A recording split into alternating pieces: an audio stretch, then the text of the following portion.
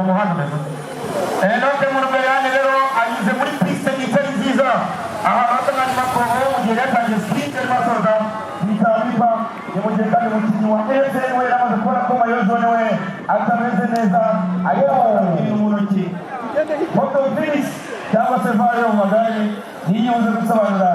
the winner of stage 2 Gubizo yaranganye mu kimero 42 umunya ESN development nawe ni Marti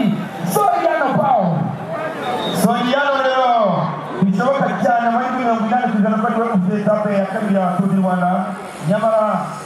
nibo bahabwa amahirwe ikipe yewe muri debut ikipe mu gihe nyine Itamar bishoboka ko mu dusozi twazirimo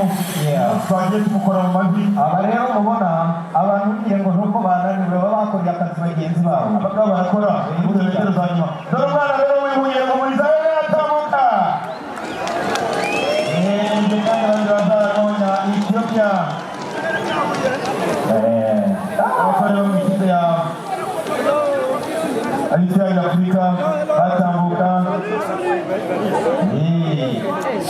NSN ikipe uko bikose itwaye etape ebyiri zikurikirana it's back to back for NSN subject to confirmation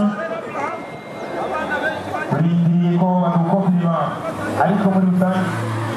bikomeje kugaragara ko nyuma ya 2019 nta muntu ushobora gutwara etape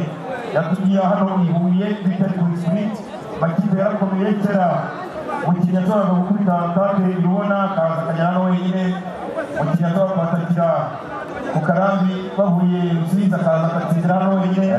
ariko bisigaye bisoba sprint kugira ngo tubone umukinnyi utsindira etape yavuye hagati ya Erote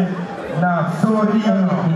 abantu bari ku ruhande barabibonye urabona abakinnyi rero wa benshi urabona buriya bagenda bafata ibice wowe kilometero 20 urabigiye gutwara bagenzi bawe wowe urafata cyane 40 kugera kuri 70 urafata cyane 70 uwa nyuma n'uva ku ijana agiye ku ijana 30 atsinde ubu ku ruhande rw'ikipe y'Ikibayire kirajyaze ku nkino yagomba kuza gutsinda etape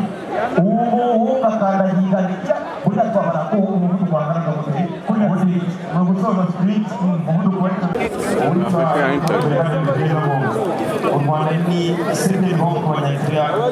ni ikurikira mu kwezi cy'u Rwanda uko kugana bakiza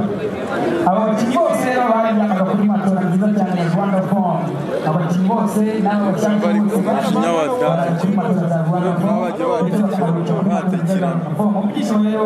ni barabya ko Rwanda bavuga kuri namwe muri Rwanda n'isiganwa rihuza abanyarwanda bose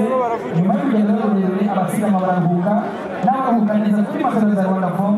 zagiye muri ibitotsi byiza n'imbaraga z'intsinzi Rwanda Form muri barabyi matora bibutse ko kandi bafite igitaramo hano hirya ku Munisiperi hamwe na Kemiso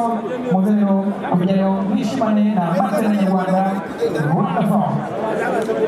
uyu kandi twazanye na Spiro rero ni uburyo busanzwe gukora urugendo nyuma kandi Spiro ugiye mu isuku umunyenga umutuzo n'umutekano ni kugera mu gihe uyikeneye nta gutinda nta guhangayika ubundi